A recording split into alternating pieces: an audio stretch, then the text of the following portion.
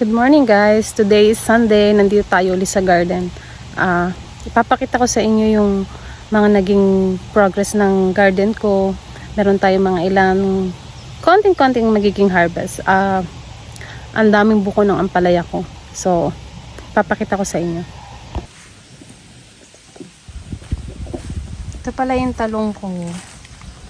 So, para magka-space, gusto ko kasing magtanim ng radish, labanus ba sa atin. Ito dito ko tinanim sa ilalim ng talong. Tapos dito punda ako ng carrots para sa fall harvest. At meron din akong radish dito sa kabilang side. So magkaibang time ko sila itinanim or ipinunla. So dito pala may mga bulaklak yung talong sa ilalim, hindi lang kita. Tapos dito may isa na siyang successful na bunga. Ayan. So, sana lahat maging successful kasi nakita nyo, maraming bulaklak. Meron pa lang isang nahulog sa ilalim. Ayan. Pero okay lang, marami pang tira. Tapos, tingnan nyo ito. Nakalimutan ko na kung anong pangalan. I think it's daylily. Hindi ako sigurado. Ayan, ang ganda, ang daming bulaklak. Tingnan nyo. Tapos dito maraming bulaklak ng kalabasa. Siguro i-harvest ko ito pero 4 na piraso lang. O ilang piraso lang ba yan? Hindi ko alam kung anong luto ang pwede kong gawin dyan since hindi pa ako pwede magbulang lang. Hindi pa kompleto ang lahok. Dito pala meron din akong balanoy para sa bulang lang. Kilala nyo ba yan? Alam nyo ba kung ano yan? Ito meron akong lemongrass. Tapos, sa ampalaya pala, nagugulat ako kasi marami palang mga buko na hindi ko nakikita sa ilalim. Kagaya nito. Kahapon ko lang siya nakita. Ayan o, nakakatuwa. Tapos, may isa pa. Ito. Itong isang to na hand pollinate ko. Itong isang to na discover ko lang kahapon. Ayan o, na hand pollinate ko na din yan kanina. Tingnan nyo naman, kakayap na siya sa taas. So, pangarap ko na umakyat yan hanggang taas. Tapos yung mga bunga nila, excuse me, yung mga bunga nila, lalawit dyan. Trim ko talaga yon. Next year, siguro gusto kong itry na magdagdag ng ganitong trellis. Ang tawag dito, cattle panel. Gusto kong magdagdag kahit 2. Tapos dun ko pa kakayapin yung iba kong tanim. Kagaya ng kalabasa, or patola. Tapos ito pa yung isa kong na-hand pollinate na ampalaya. Tingnan nyo naman yung dahon ng ampalaya, ang lalaki. So marami pa ako nakikitang buko ng ampalaya na hindi pa siya bumubukad. Ito, meron din dito. Ang taba nitong isang to. Nakakatuwa. Na-hand pollinate din. Hand pollinated ko na din yan. Tingnan nyo. Grabe yung katawan ng ampalaya, oh. Tataba ng dahon, ng katawan. Nakaka-excite. Hindi na ako makapaghintay mag-isa ng ampalaya. Sana lahat ng buko matuloy sila mag-ampalaya. Tapos magkaroon pa ng maraming bunga para makapag-share din ako sa iba. Ito guys. Ito, alam nyo ba ito? Ang tawag dito, ground cherries. So, pag nag-turn yan ng yellow, maraming bunga yan eh. Babagsak yan sa lupa. Pwede nyo siyang balatan. Tapos yung bunga niya masarap. Matamis, na high in vitamin C. Ayan. Dito pala may mga bunga na din yung kamatis. Ayan. Kamatis sa ilalim. Ayan. Sa taas meron din. Ay, excited na talaga ako mag-harvest. Ayan. May bunga siya dito. Dito nag-try din ako magtanim ng radish. Tapos may mga volunteer na eggplant dito. Galing sa tanim last year. Ayan, volunteer lang yan. Ayan yung radish natin. So, sana maging successful para may radish tayo. Ito, yung meron akong tanim dito na sigarilyas. Ang tagal ng progress nito bago kumayap. Siguro nag-start lang itong kumayap ngayong July. Ang bagal niya. Gusto niya yung sobrang init na weather.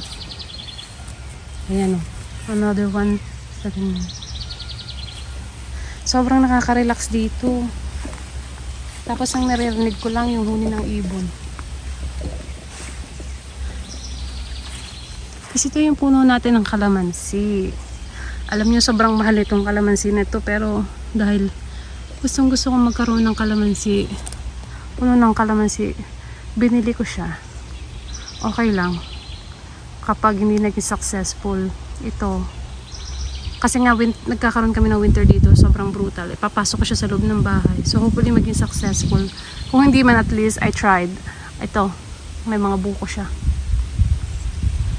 Tapos nagulat ako kasi merong humabol na isang bulaklak. Pero anyway, nagdadahon na uli siya. Ayan. Ayan, oh, marami na siyang dahon. Hirap na hirap kami ng asawa ko na isakayan sa sasakyan. Ang layo pa ng pinanggalingan yan. Anyway, dito sa bed na ito, marami tayong iba't ibang tanim. Pinagsama-sama ko na. Sayang ang space. Dito merong malunggay. Tinalbusan ko siya para magkaroon ng sanga. Talbos ng kamote. May mga talong din. 3 puno ng talong. Tapos meron dyang pechay na pinapabuto ako. Yan, okra. Ayan yung tanim ko na strawberry. 2 beses siya na nagbulaklak. So last month, tapos ngayong July uli. Kaya lang yung bulaklak niya this month or this time, hindi na ganun kalalaki. So sigurado maliliit yung magiging bunga niya, pero okay lang. Dito pala, marami tayong beans. Ayan. Purple beans. Nakatry na ba kayo niyan? Pag niluto yan, magiging green din. Paborito yan ng aso ko. As a treat. Gusto niyang pumunta dito sa garden kung kakain siya niyan. Ayan. Kita niyo ba? Ayan. Ang dami sa ilalim. Pagka nagkataon, marami ako magiging beans. Ayan. May malalaki na. So for now, ilan ito lang, piraso pa lang naman yung malalaki. Ibigay ko na lang yun sa aso ko para treat niya. Ito yung coriander. Nagbunga. Nagbulaklak na siya. Ang ganda niyan tingnan. Ito yung chicharo ba? Ang tawag dito. Yung nilalahok sa pansit. Ito, may mga bunga. Diba? Nakakatuwa. Meron akong pinasibol dun sa kabilang side na for fall harvest naman yun. So, marami din yun. Ito, black-eyed Susan. Sobrang ganda. Yung mais natin, mataas na. Mataas pa sa akin. Napansin ko, mas lalo silang lumaki na naglagay ako ng fertilizer. Tapos, dito meron tayong melon. Pero ang dami niyang bulaklak. Hopefully, magbigay din siya ng bunga kasi puro bulaklak lang nakikita ko. Dito naman we have carrots na iba-ibang kulay. Siguro ilang weeks na lang po pwede na yan.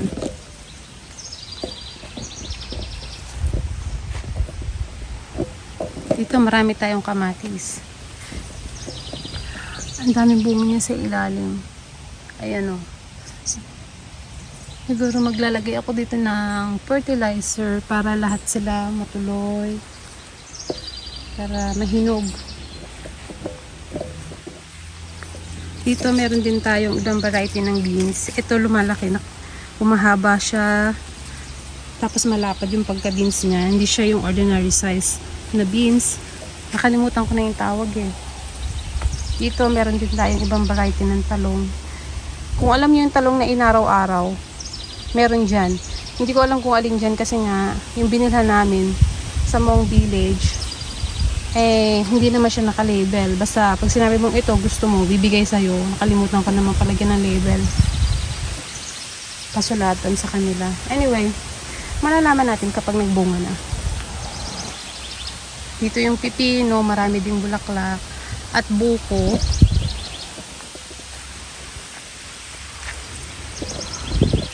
May mga harvest tayong pipino. Ito yung pickling cucumber.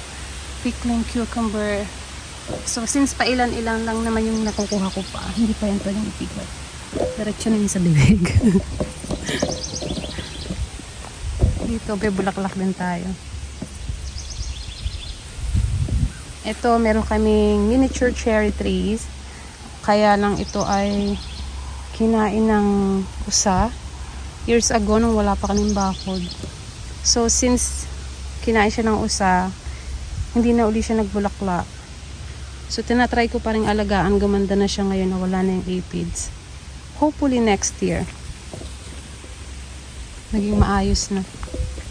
Ay, ito, may ibang klase ng cucumber dito sa ilalim. Kukuhanin ko na din yan. Mas masarap ang pipino kapag medyo maliit pa, hindi sobrang laki. Tapos ito yung sitaw natin. So, very soon, makaka-harvest na. Sana makumpleto ko na yung bahay ko.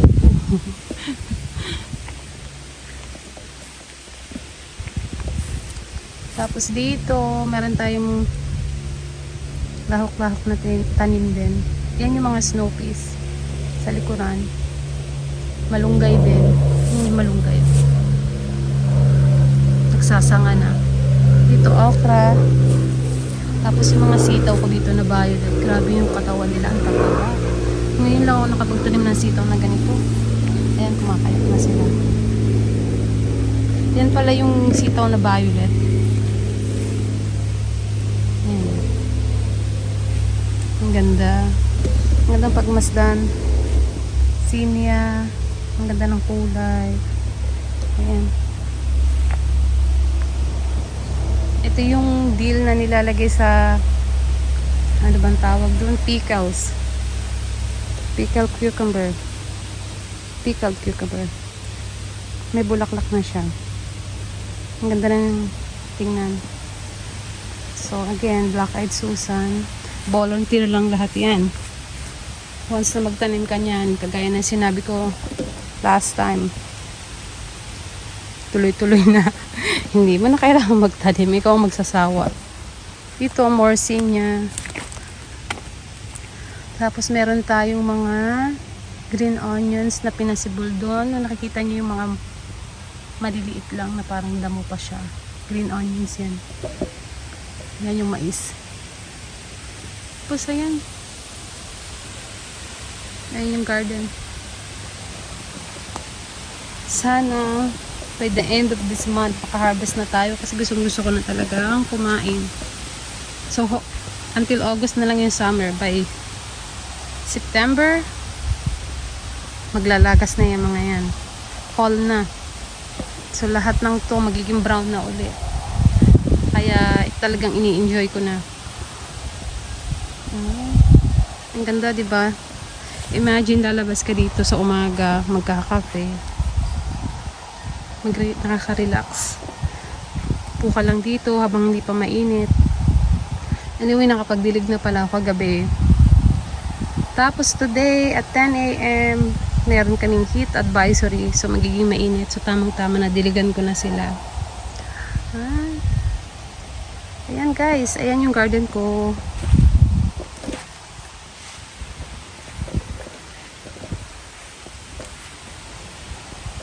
Sobrang ganda. Yung balanoy ko ready na oh. Yung ibubulang lang na lang talaga ang kulang. Ito yung sunflower. Nakalimutan ko na kung anong variety ito. Volunteer lang from last year. Hindi na ako nagtanim nga nung sobrang dami. Unlike last year kasi nga nakukuha nila yung yung init. Natatakluban yung mga tanim. So ito na lang isang to ang hinayaan kong lumaki. Maganda yan kasi ang kaibahan nito, meron siyang mga sanga in between malapit sa dahon. Tapos, nagbubulaklak din yan. So, once na nagbulaklak yan, sobrang dami. Sobrang ganda. Tingnan nyo naman to. Mula ilalim, pataas. Ang tangkad niya. Pero sanga lang yan. So, gusto ko nang makita yung bulaklak niya. May malaki na siyang buko sa taas. So, siguro mga couple more weeks. Bulaklak na yan. So, that's all for the video, guys. Hope you enjoy. Enjoy my garden. Thank you for watching. Bye.